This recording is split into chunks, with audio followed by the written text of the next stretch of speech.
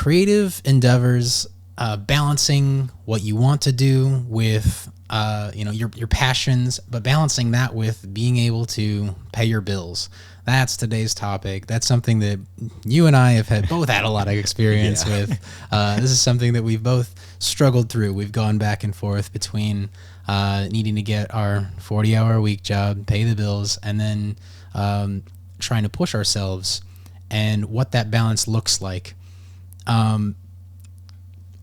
When do you make that decision of saying, there's the difference between a 40-hour week and then trying to, like, at night do your passion, and then there's the 20-hour week, and then trying to do more of your passion and barely slide by, kind of a thing, and then there's the full time. I'm going to try to earn money and make a living doing this.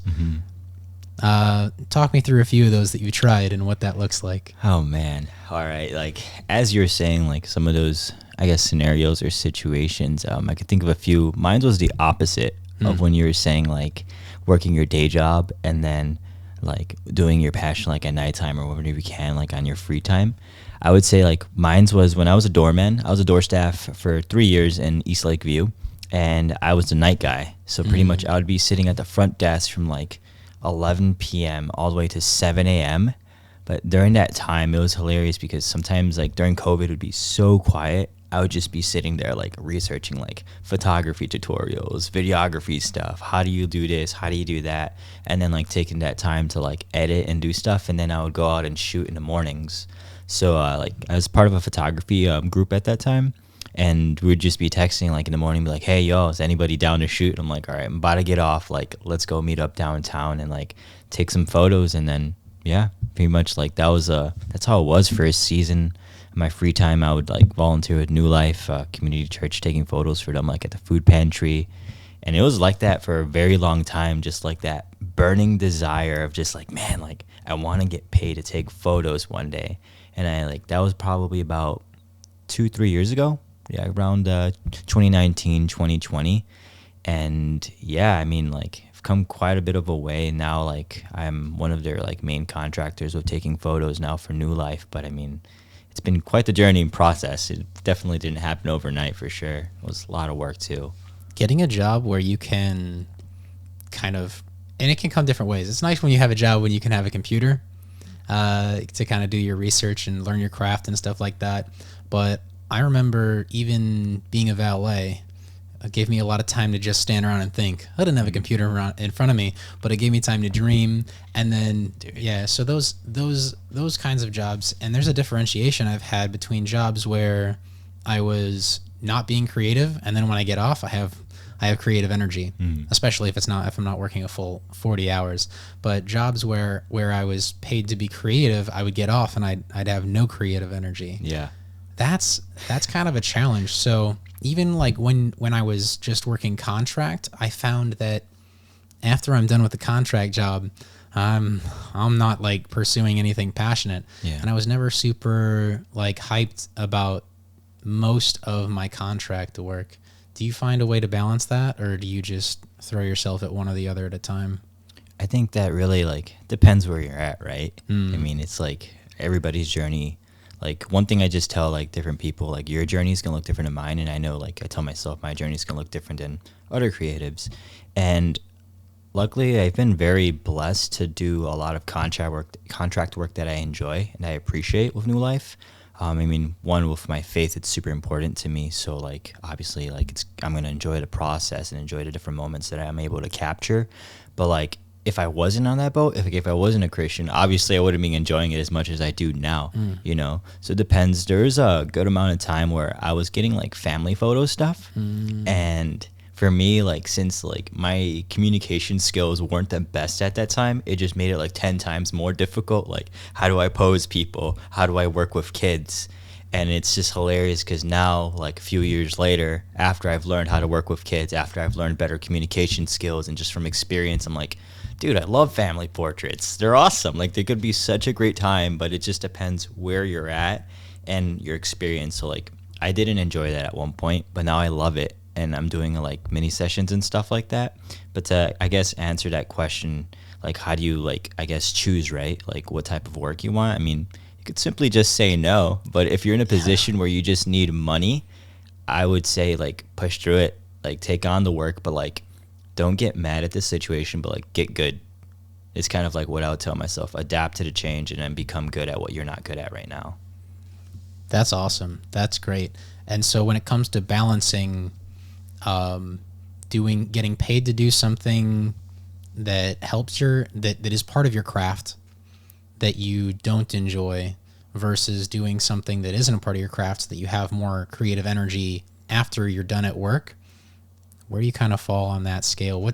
Have you found something you prefer in that way, or are you kind of trying to figure it out as you go, kind of a thing? I think I've definitely been narrowing it down, but just with like my personality type, I'm the type of person who's like I want to put my hand in different like cookie jars, you know. It's just like I love like so many different things in photography, and even now like in video too, I'm finding that I like a lot of different things that are just so different. Like for the longest time in photography, I just strictly wanted to do landscape photography.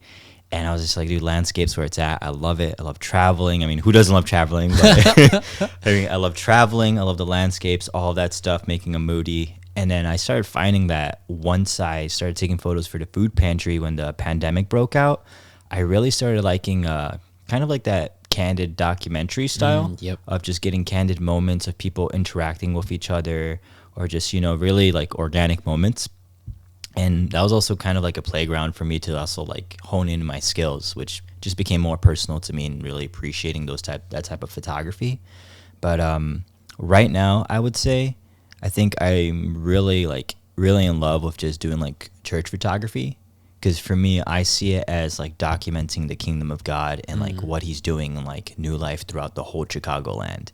Like I shared with you yesterday, I was putting a portfolio together over the last 2 years of images I've gathered, and I was just like, man, like this is so dope that I get to be part of something that's bigger than myself, but it has like a humongous impact in different people's lives, and to be able to look back on these different memories and like come back to them, and even to see the progression of my own growth too has been pretty cool.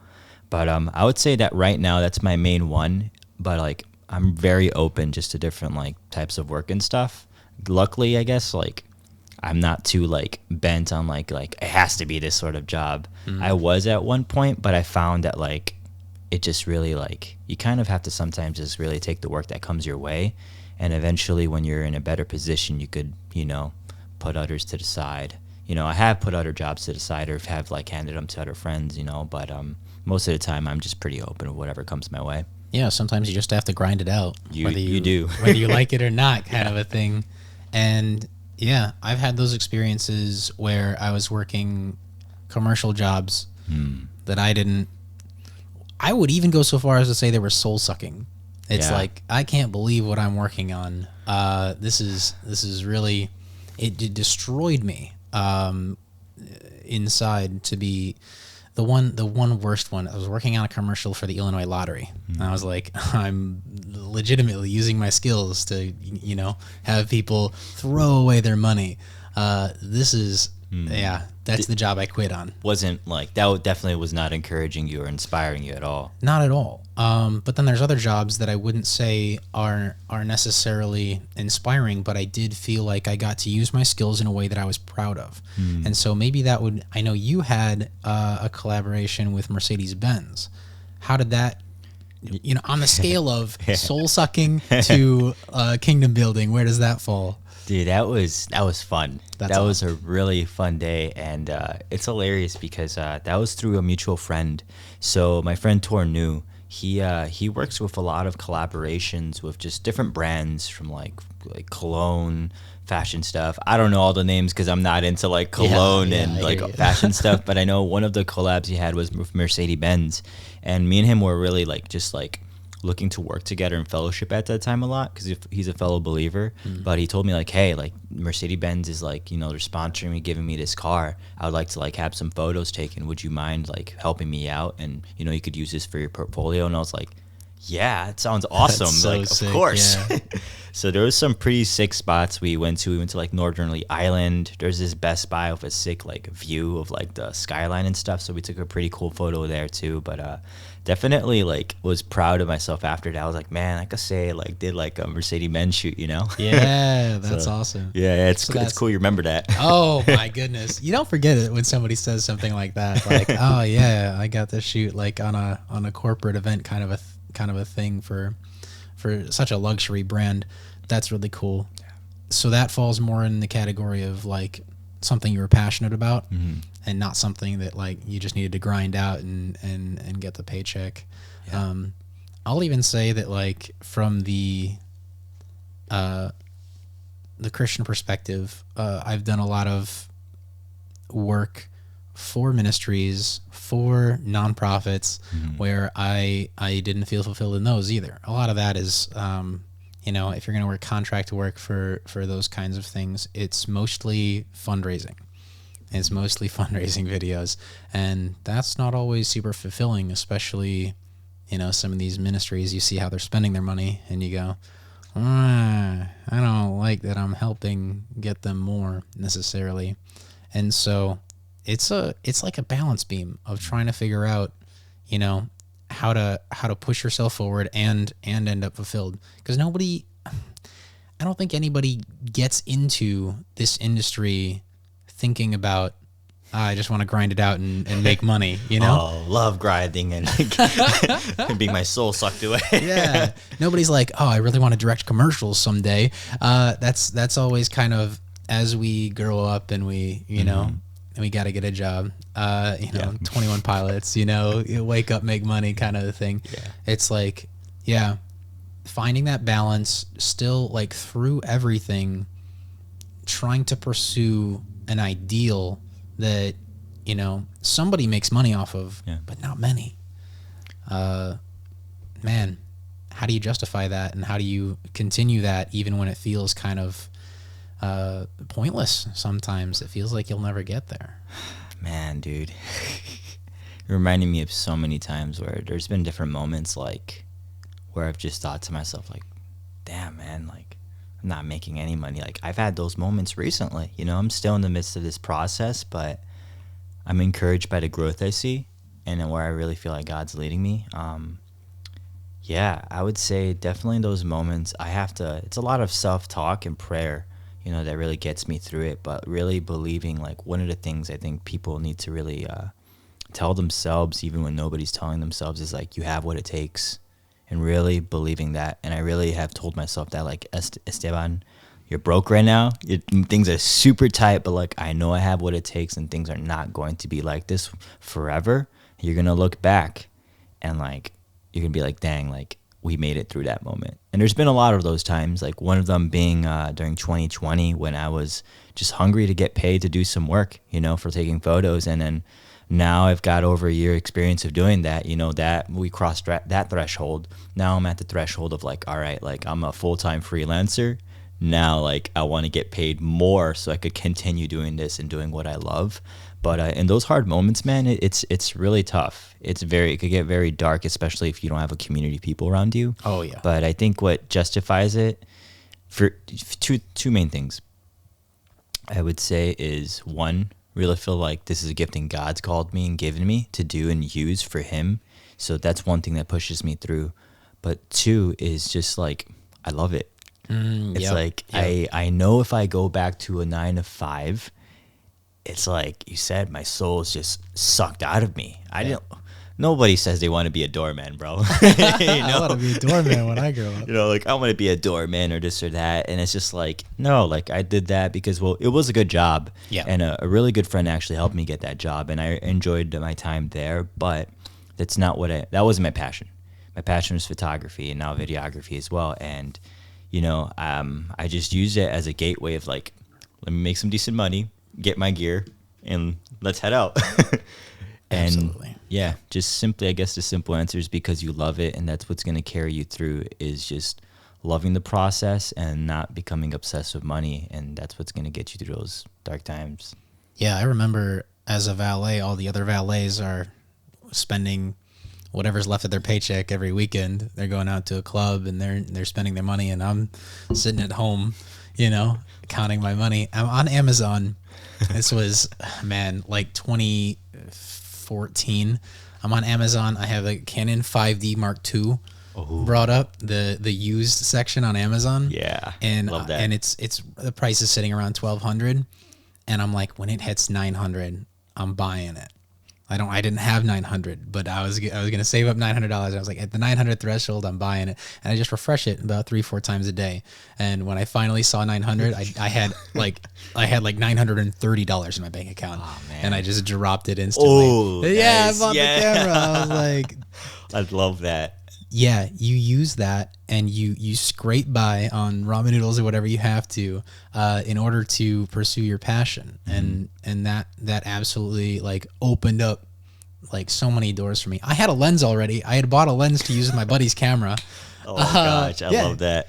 And that's another thing that you mentioned was community, is like you need people to encourage you, to kind of get feedback from people that you trust.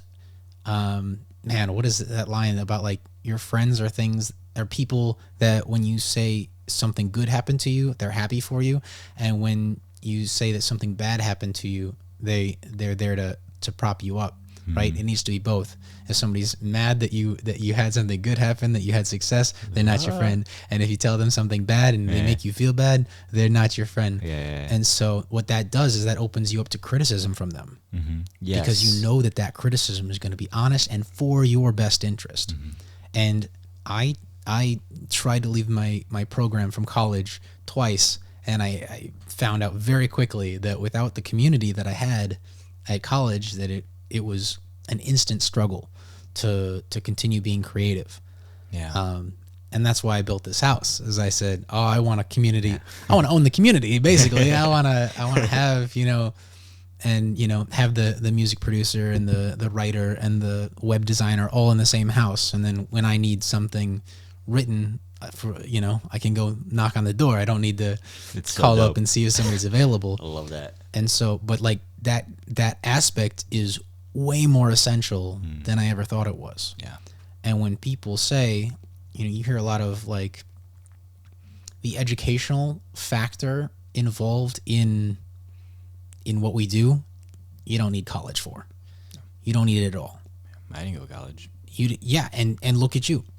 What you need is the community.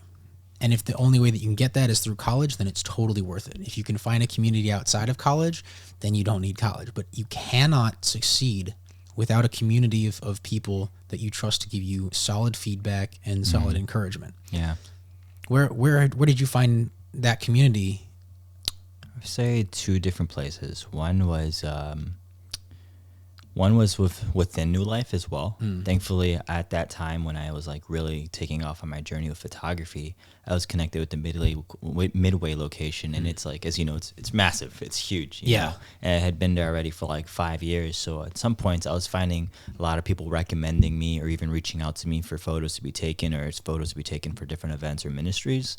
But second place was pretty much just like Instagram. I was really funny. Like I was actually like thinking to myself one day, I think it was around 2020 during the pandemic, I was thinking to myself like, man, like dude, like I want to go out, take photos, but like kind of tired of just going alone, and just going downtown, walking around. And it's like I have no subjects to like take photos with, but also it's like I have nobody to share this experience with. And it's just like, everything's so much more like precious and valuable when you have somebody there with you who enjoys it as much as you do. So it was just funny because I was on the Explore page, and it shares, I guess, like people's stories. And I saw this girl's like story saying like, hey, I'm making a photography group, if you're interested, like message me. And I was like, yo, it's crazy. And it's pretty wild. This girl works at Moody Radio or something like that. Yeah, so Gabby. Yeah, I went to school with Gabby. Oh, She's dude, great. no way. Shout out Lens Crafters Chicago. Dude, it's a great Shy Lens Crafters. Yeah, Shy Lens Crafters. So I went to school with way. Gabby. I didn't know you knew about that group. Yeah, I see you guys on Instagram all the time doing your stuff, and I've been friends with Gabby for a while. I was actually at one of the meetups they did at Chinatown. I'm surprised. I must have missed you that time. Dude, yeah, I remember that meetup. Oh, really? You were there? I was there. We just didn't know each other yet. I think we did know each other. Oh man, because I remember talking to a few like 6 years ago about bleach outside of church. oh my goodness. Yeah, that's a whole other conversation.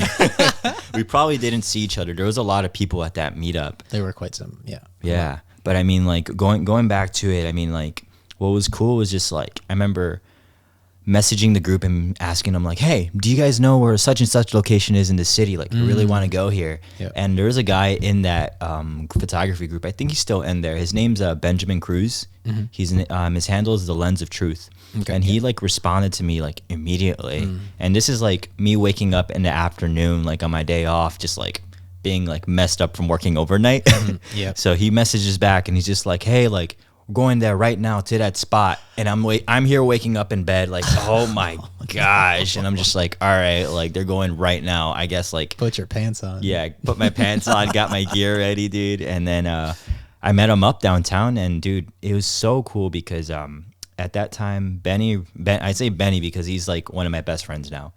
And at that time, sorry, my phone's ringing, but at that time I just like admired the guy so much. Like he like just such an amazing photographer. He's been doing it over 15 years or so.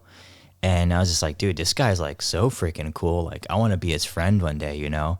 And we meet up that day with him and another guy who became such a good friend, Zach. And we just ended up going to that spot, hanging out till like 2 or 3 a.m., walking around downtown Chicago. And I was like, all right, you guys showed me your spot, so I'm going to show you my spot. We went up to the Marina Towers. At the middle, there's a middle section there where you could like walk up. You're not supposed to. It's guarded though, so you have to like go at the right time. Sure, because I've gotten kicked out a couple of times going at the wrong time. And pretty much we just sat there. You could see like the Chicago theater, super cool experience. But being there like 2 or 3 in the morning and having conversation with them and like connecting with them, like just definitely like amazing friendships were formed that night. It was super cool. And then it's been already like 3 years since then, and I'm still good friends with them. Like Benny ended up taking photos for his wedding last year. Wow. So it was like super cool. But getting back to community, those guys that I met that night ended up becoming like really tight community. There was about 5 of us who I would get off of work at like 7 a.m. I would meet up with them. We'd go walk around downtown, take photos. We'd invite each other over to each other's houses. We ended up becoming like really close in that time in those years. So yeah. I think that's excessively rare, especially for photographers, because photography is such a solo act. It's like it's me and my camera or cameras a lot of times, depending on how much money the person has spent. And I get my subjects and everybody else's competition. So the idea that you found and Gabby founded this kind of. And she told me, you know, hey, I have this group of photographers that meet up. And I kind of crapped on her idea at first. I was like, I don't understand. Of what I know of photographers, that makes 0 sense. Yeah, absolutely. I was mind blown about that. I was like, photographers don't hang out together and like shoot pictures of each other.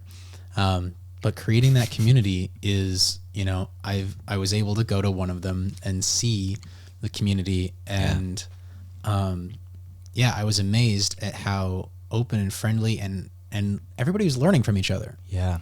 And that's the type of community that you absolutely need if you're going to excel and, you know, skip college.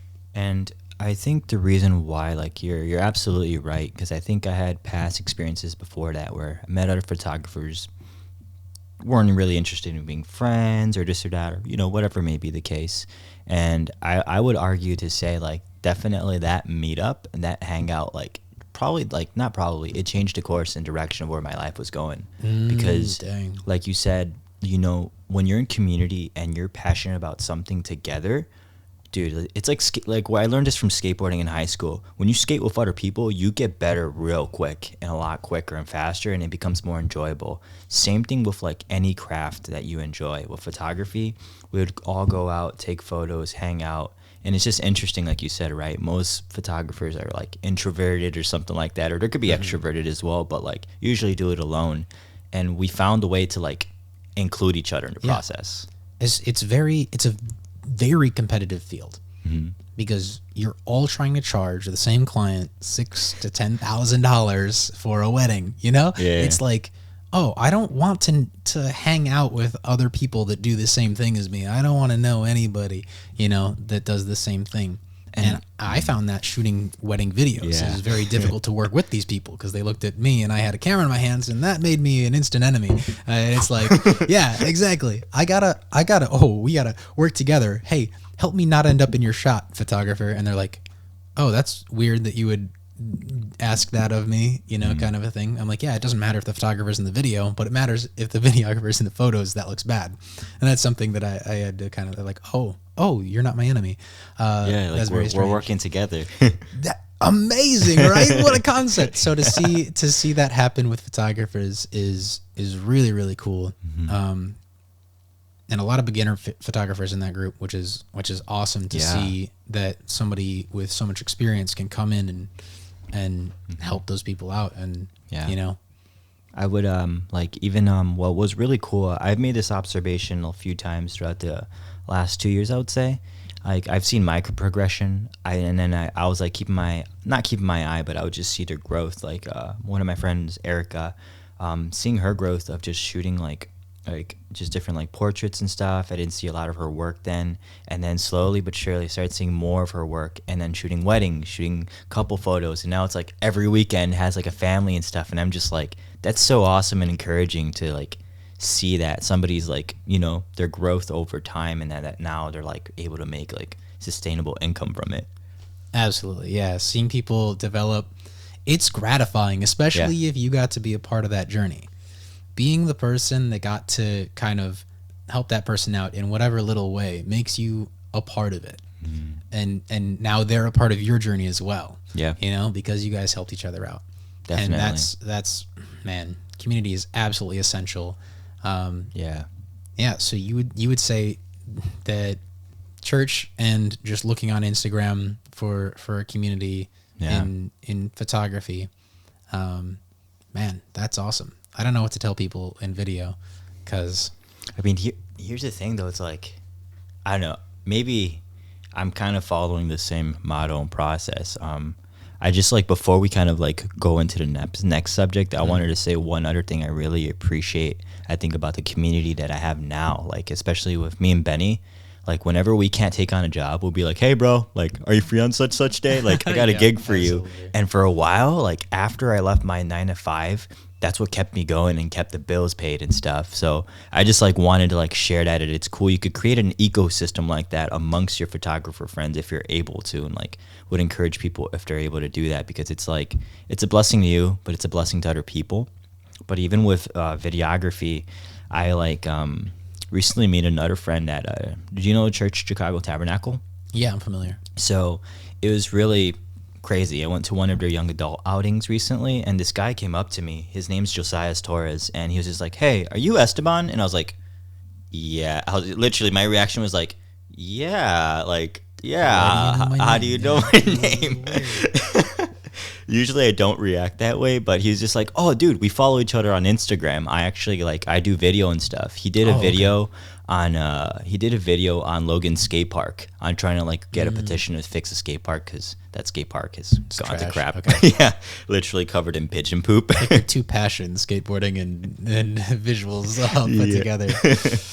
So there was that, but what was dope was recently me and him were able to hang out. We walked around downtown and just like did kind of like a vlog for his YouTube, but then also I was able to make like a cinematic video, which I was able to use for my portfolio recently. Oh, nice. Yeah. So like now I guess I'm starting the beginning processes of like making a videography kind of ecosystem community, so it's like I'm kind of starting to see that like starting to form. Like, made a new friend too who's visiting Chicago, videographer from Texas. Super random, but super cool to walk around with him, show him the city, become good friends. And it's like, hey, you ever come down to Texas? I got you, bro. You're making this sound too easy. You have an uncanny ability to network. That's all I'm hearing is like, man, I don't know how you end up in these situations. Is it just about like always posting what you're doing? I think it's about posting what you're doing and sharing it. Like, I think part of it's enjoying what you're making. There was a long time where I was very focused on just wanting to get work, and I wasn't focusing on relationships and people. And I found during that time, I wasn't enjoying my craft as much. Sure, that makes sense. It was work. It was work. It wasn't a passion. I wasn't enjoying it. And I think once I got my heart into a better place where I was just more focusing on loving people, seeking to be a blessing and to be able to help them grow and walk on their journey with them, I found that quickly comes back to you as well.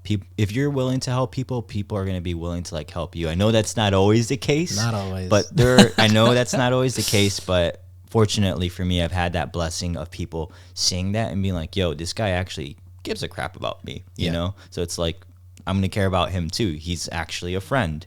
And fortunately, I've met, I guess, the right people who have wanted to be a blessing back to me as well. Yeah, man, that's such a challenge.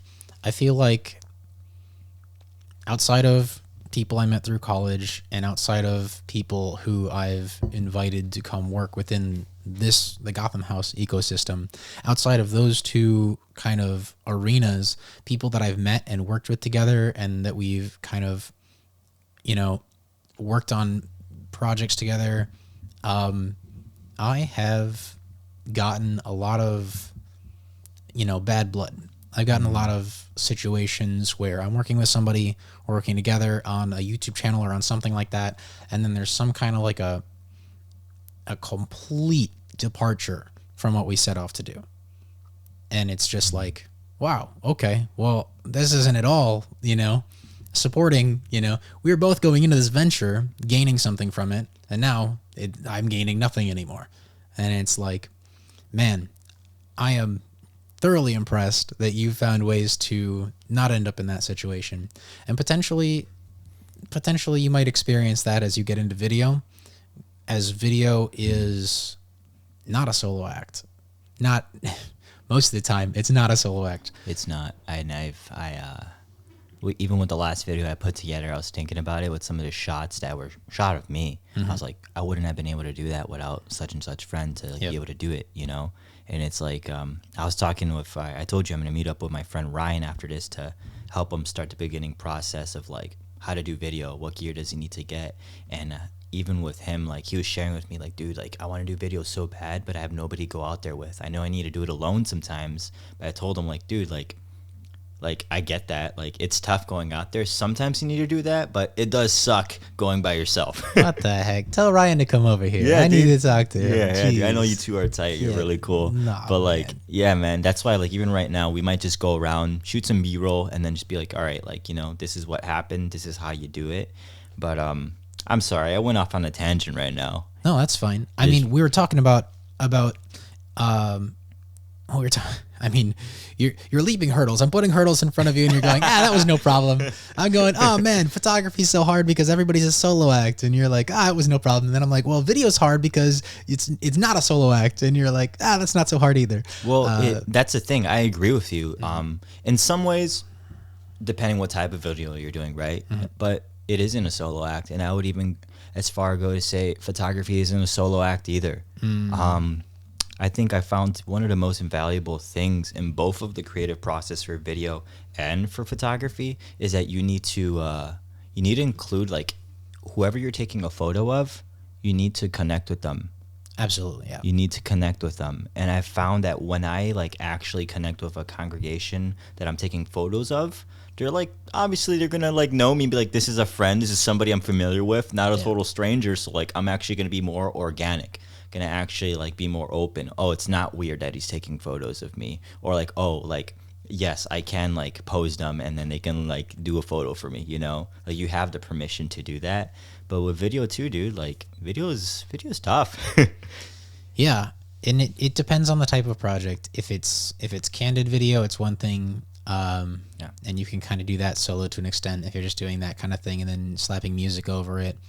But if you're getting anywhere as far as like what I would call a production, now you're needing help, and it's like, I need to work with people and I need to trust people. And that's something that's what I'm saying is my trust has been broken, multiple times with people that, and I can't just stop trusting people. Yeah. Because then I won't have a product or my products will be crap, Exactly. So I need to, in video, photography, you have the option. Your product will suffer if you don't work with people. You know, in video, if you don't work with people, you'll have nothing. You'll have nothing. I shot a video the other day for my other channel, and it took me 4 hours to shoot the video, and then I threw in the editor and I realized it was out of focus. That would never have happened if I had somebody behind the camera. But because I'm doing it on my own, I'm struggling, I'm suffering, and I'm not getting the product done. And it's like stuff like that, where it's like video is not a task that should be done without other people who know the ropes and how it should work, kind of a thing. So when it comes to the necessity of a community, like, I'm right there with you. Get a community, develop a community, and find other people who are passionate. And that involves a trade-off, I think, like you're saying, is with photography, sometimes you're the model. It doesn't matter if you don't want to be the model. Sometimes you're the model. And sometimes you learn how to model. Absolutely, you have to. Otherwise, it's like, where's the trade-off? Yeah. You need to be offering something of value to the people that you're collaborating with, and they need to be offering you value in return. Yeah. And if they're not doing that, or you're not doing that, then whoever's not offering the value is being selfish, and they're being a problem and stuff like that. Yeah. So 100%. Man. So when it comes to having a full-time creative job, do you share my sentiment that it's like, after you're done, have you had a 40-hour creative job? I have not, man. Okay. Right now, mostly, like, I'm on a couple different platforms where I pick up different bookings, anywhere from, like, I've had so many different bookings, like, the last 3 weeks, dude. I've had, like, a mini wedding. I've had a wedding at City Hall, family photo shoots. Right now, in this coming week, I have another shoot with, like, a Chicago tour thing downtown. Oh, wow. So it's, like, all over the place. It's pretty wild, but it's, like, I'm finding that going through this process so much, it's refining my, like, skill set even more. But no, to answer that, I haven't yet. Hopefully, God willing, soon, if my application goes through with the job I just applied to right now. But yeah, it's in the ropes right now. Here's something interesting I'd like to talk about is when I first started getting gigs, paid gigs, I was still ashamed of my work. I didn't think I was good when I first started getting paid to make videos for people, and that I was correct. I was awful, and people were coming and paying me to make products for them, and I can see it even more so looking back on that work. It's like, oh man, I can't believe anybody paid me to do that. That's absolutely crazy to me. As you kind of, because I'm comparing myself to people who have better gear and more experience and everything, and they're getting paid. I mean, they're getting paid a ton more, but it's that kind of comparison that it's like, I strive to be professional with the work that I create, and I'm incapable because I lack experience and I lack gear, you know? And it's like, those are kind of the two things that if you have enough experience and you have the right gear, it doesn't need to be the top of the line, but you need gear that fits the job, right? And so it's like, sometimes I'm just sitting here with a camera that can't shoot in low light, and I'm shooting for a church, and churches are all low light. Gosh. There's no well-lit churches. They don't exist. They're all dark. Man. I don't know how to shoot in a church with an old Canon 5D Mark II. Prime lenses, bro. Ah, man, even then it's still tough. Oh, man. The depth of field. Oh. Oh, man, yeah. You can't, you get the real shallow depth of field. You're all the way up with your f-stop. So, yeah, when it came to building portfolios for applying for jobs, I was in a situation where I didn't have anything I was proud of, and I did kind of the same thing that you're doing. Go out and create some work that I'm proud of. Make for something. no client. No client. I'm just creating something that I'm proud of. And you know, when you're doing that, when you're building that portfolio that you're proud of, that's so much growth that happens during that. Yeah. When it's like, here's the things that I know how to do. This is maybe the toughest thing to me, is to work on a project where I know how to do every single part of it. Always when I'm working on a project, what I want to do is push myself. I always want to be pushing myself to learn something new. But every single time that I go and do a project that pushes my boundaries, I'm going to mess something up. So I need kind of to segment them. I need certain projects where I know what I'm doing and it's going to come out looking perfect. it's a little bit boring. I don't grow through it. And I just do things that I know how to do, and it looks perfect, right? And then I have the other projects where I'm pushing myself, I'm pushing the boundaries, I'm trying new things, I'm trying new camera movements, stuff like that. And so it's tough to go back and forth. And what I realized when I was just trying to get a job is every single project I did, I was trying to push the boundaries. And so I had nothing that I was proud of. That's where I ended up. And so it's like everything that I did, there was a cool aspect of it, but it didn't look professional. The second I stepped back and I didn't do anything new for like 4 or 5 videos, all those videos look great. And it's like, oh yeah, do the movements, and do camera on tripod and do the lighting, and stop trying to do, new innovative things for a brief moment so that you can build a portfolio of things that are solid. And I think because I understand where you're coming from with like wanting to push the boundaries and always wanting to learn, because like it's funny. I think with getting into video more recently, I've found that like hunger rising me again. Is like, dude, like I want to learn as much as I can. I want to get good. I want to become like just really good at this. And I found that the perfect time to, I guess, experiment, at least for me, has been just like when the pressure's not on, as in like when you're not getting paid to do a job. Oh yeah. And even I've had to take time for myself just to do video, like just on my own time, or experiment with different camera movements, or like when the pressure's not on. But even with photography, like it's funny. Do you know high speed sync is? No. High speed sync, it's pretty much kind of like you have this like big old light right here, right? So it's similar. Like we have a big old light. Oh, when you press the trigger, and it's press the trigger, it's connected to the camera. But then like learning how to expose that and stuff, like I would practice that with on my own time, and now like I take that out to shoots, and now that I'm familiar with it, it's like, okay, like I can use that and I know how to use it. Don't tweak anything else. Don't do any other angles, God forbid, because it'll look different than what you're expecting. Absolutely. But it was just hilarious. Like even in my house, I got a rig, and I was just ninja walking all over the apartment, just like practicing. It's like, all right, man, like this can't be shaky when you're doing the actual job. Or even got a flash for this Christmas tree lighting thing, and I was just at home, just my mom's sleeping in her room, but you just see outside the door this thing going off, me practicing like, all right, how do I do it? All right, if it's too dark, it can't focus, so I need a manual focus it. And that's the thing, I figured that out that night. The gig was 2 days later, and then thanks to that little mini practice on my own time, it like saved me on the job, because I wouldn't have known what to do. Yeah, absolutely. Yeah. And a lot of times you're going to find with video, a lot of times it's tougher to practice whatever you're going to have to do on the site, especially if it's, it's all about problem solving. Yeah. Like once you're there. And the thing is, a big difference between photography and video is if you take a bunch of photos and 10% of them are good, you just post that 10% and it looks really great. If you go and shoot video and 10% of your shots are good, you got a bad video. You got a bad video. Yeah. And so, there is a lot more pressure with video to make sure that you know exactly what you're doing with every single shot. And if you have a shot where you don't know what you're doing, you have a backup for that. You have one shot where you know what you're doing and one shot where you try the cool thing. And so, okay, I'm gonna look at like a little notepad, write that down. Take notes. I found myself, I think, subconsciously doing that, being like, all right, like I'm not sure if that one looks good, so like let me actually like let me retake that. I retake usually the same shot just to make sure I at least have one good take. But now that you're mentioning, take a different angle that you know is gonna look good or be like sharper in focus. Okay, take mental note of that now. Yeah. If you're trying to impress somebody, don't push your boundaries. Stick with what you know if you're trying to impress somebody with a video.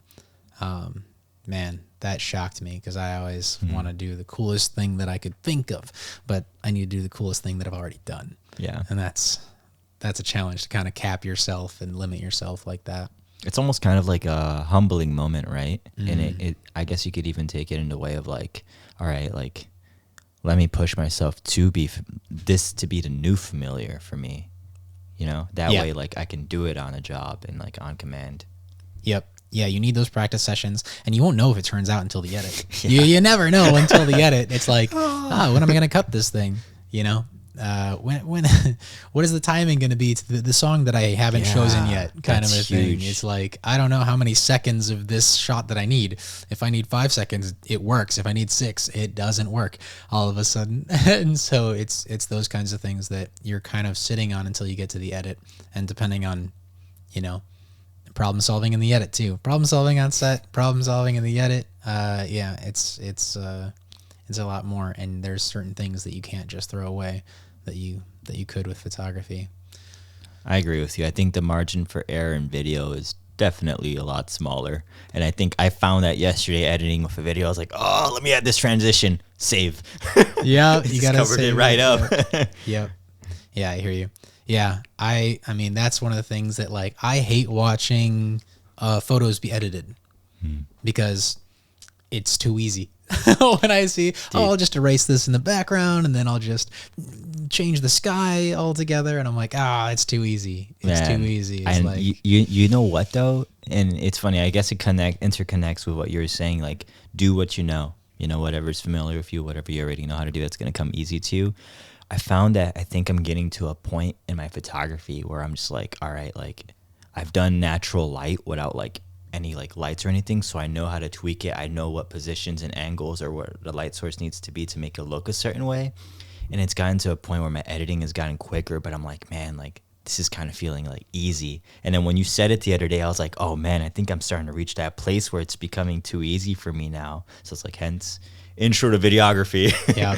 Hey, that's two different people that reach something, that reach their limit and go, cool, I'm the best I can be at this, and now I'm gonna go make money off of it. And the person that says, I gotta look for the next thing, I gotta build my skill set higher and higher, and I gotta push my ceiling up. So yeah, hey, we're the same. We always pushing for the next skill ceiling, and you gotta be. Yeah, I love that. Yeah, because I think that's what just really like keeps it interesting and not boring. Absolutely. But also too, it's like nobody's gonna push you, but you. Yep, absolutely. Even having a community, those people are there to encourage you, but they're not really telling you what to do. You're the one telling you what to do. There's like the rare few who if very like few. like going back to my friend Benny, like it's just insane. Like meeting him 2 years ago, and then he had the A7 III at that time. Nice. And he still has it, but like, what do you call it? It was just hilarious because I remember I was like, man, dude, like his photos are dope. I want a Sony. And then that's what makes the photos look good. Yeah, right. What brand of camera you have, That's right? exactly it, right? I wish somebody told me it wasn't the case. Man. But yeah, it was just hilarious because once I did switch over to like Sony, I definitely understood like, yeah, you got a similar profile, but that's not exactly the case. But going back to Benny, I wanted to like get a Sony because like part of the reason was he had one, but also like a lot of the benefits to autofocus and things and whatnot. But learning from him and him taking the time to show me and then walk me through like, hey, like this is actually what you could do better. But this coming from a friend who actually cares about me made me open, and then just seeing his own work is like, I want to get there. So it's like, humble yourself, receive what he has to say, and then just, dude, I was probably going like this or like fluctuating because I was tweaking my edits and making them look weird, and it just like all of a sudden just skyrocketed. Yeah, as soon as you have that kind of instruction from somebody who's been where you are, and they know what the path looks like, kind of a thing. So it's like, say if his journey was 15, we cut mines down to probably like 4 or 3. Yeah, a wise man learns from others' failures, you know, Yeah, kind of exactly. thing. So if they can come and tell you, yeah. I mean, I was talking to the one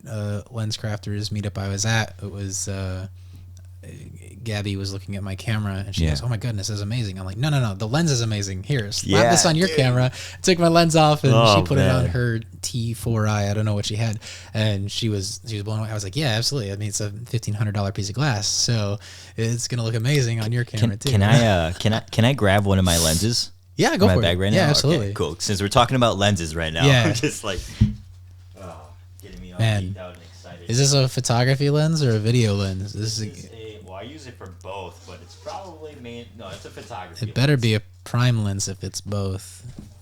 It is. Okay. It's my favorite prime lens. All right, let's see it. What do you got? So, all right, we got this. This is a 35 millimeter 1.4 Sigma. Okay. Art. But like, dude, this was my first prime lens that I ever got, and What'd you spend on it? like 700. Did you buy it used or new? New.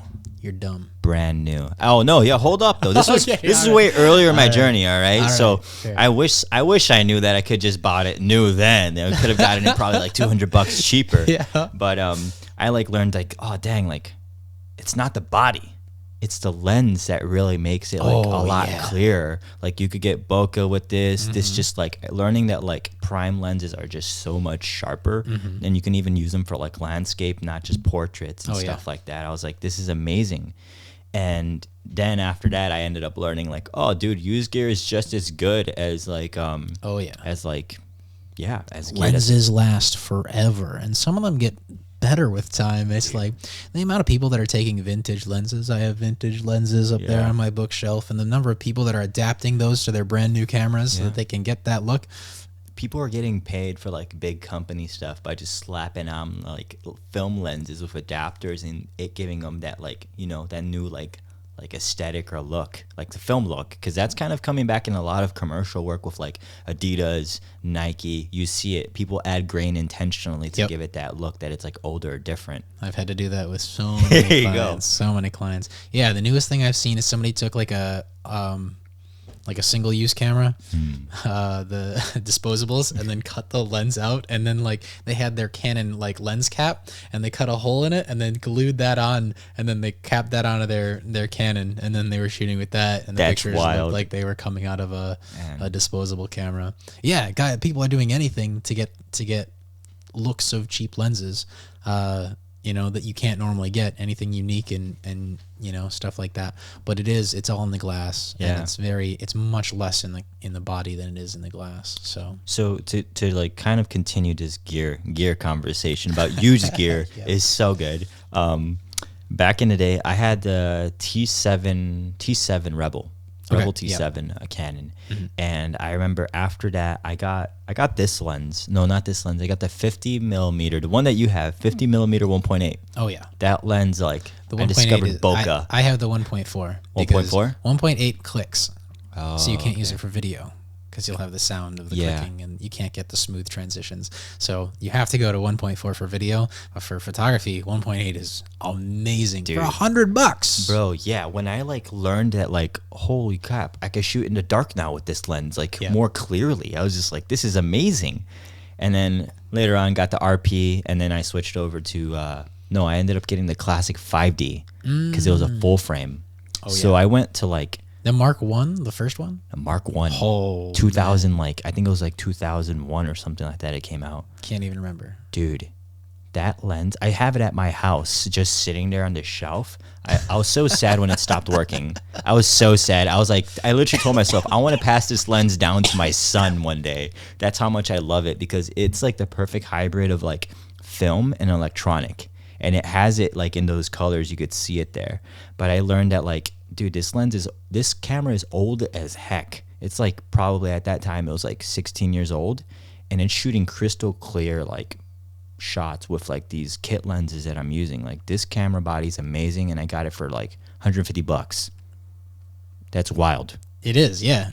And that's what I mean. Any lens you want, they hold their value pretty well generally, if they're still working well. But you can get lenses for you can get, like, even when it's like, if you're buying an expensive lens and you're getting $200-$300 off, hey, that's another lens you can go buy now. Dude. Like with that $200 or $300, you can go buy another good lens. I got this bad boy afterwards. I was never able to use that body with this lens, but by that time I had switched over to newer bodies. But then when I got this, I was like, all right, like, it's all about the lens, dude. It's not about the body anymore. Absolutely. Like, so 100% agree with you on that. I mean, even now, this has an adapter of Canon to Sony. Yeah. So, like, I just kept it all this time, even though I'm shooting Sony now. Canon glass is much more affordable than Sony glass. And that's why I get third-party lenses. I hear you, yes. The only G Master that I have, that's, like, the L lens for Sony's, is the 70-200. Okay. And I got that one used. Nice. I got it cheaper for about, like, $300 cheaper than its original price, like on eBay. And then this body for Sony, I did not pay full price for. I was just like, I financed all of this. I financed all of it. I was like, I do not have the money to pay for all of this off the bat. Wow. Oh man, I've never financed anything. Huh? I've never financed Dude, that's anything. like my tip for people, and that's what I tell like people who are asking me for advice. Like, yo, how'd you get all this gear? Or like, you know, I'll be like, I actually financed it. There's a thing called a firm. And they like give you kind of like a credit line and stuff, and pretty much like over time, like if you pay your stuff earlier than like the due date, they don't charge you any interest. Oh, okay. So it's like it goes to your benefit and kind of incentivizes you to pay it earlier. But it's super affordable. Like some things, like if it's like $2,000, sometimes you only got to pay like $60 a month. Man, that's crazy. It is wild. Man, I would only. Man, I saved up, and I've never bought gear that I didn't have the money for, and that's treating me really well. Because then I sit on Amazon and I just refresh the page until I see the price I want, and then I buy it, and then I'm set to go. Yeah, and I bought every single piece of gear I have that's available cheaper as used. Some things aren't available used because they're either too new or too, they're just snatched up so quickly and so good for the time. But if things are just like a couple years old, you can always find it used. So definitely, like these cameras that we shoot on here were too new. I couldn't get them used. But even like stuff that's just older, bro.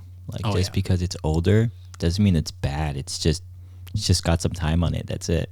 I still use my Mark II when I shoot photography. Bro, I saw you use your Mark II like a year ago, and I was like, damn, like his photos are so good, man. They're crispy. I remember that like there wasn't a lot of times I saw you taking photos at the church, but the times that I did see you and I saw the photo, I was like, dang, dude, that's super crispy. Well, that's because I quit shooting photos for the church. Yeah. I said I'm a video only now. Obviously, it got too easy for you. It's boring to shoot photo. I've fallen asleep there.